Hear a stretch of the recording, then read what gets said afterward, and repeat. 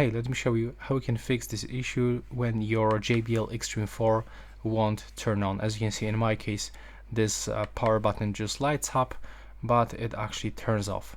So first of all, you will have to grab the USB-C cable, and you have to connect this USB-C cable into the USB-C port on the back of our JBL Xtreme 4.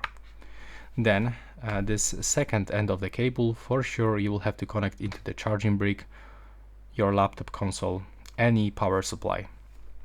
Then, as you can see right now, it just turns on, but it's not working properly.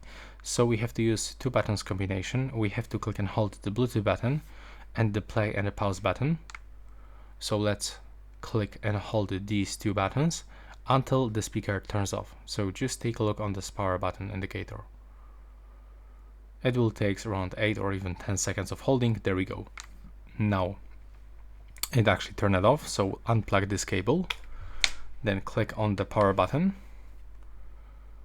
and now as you can see the indicator is turned on, the Bluetooth button is turned on, and this indicator also, which means that everything is fine. And this is it for this video. Right now please subscribe to my channel.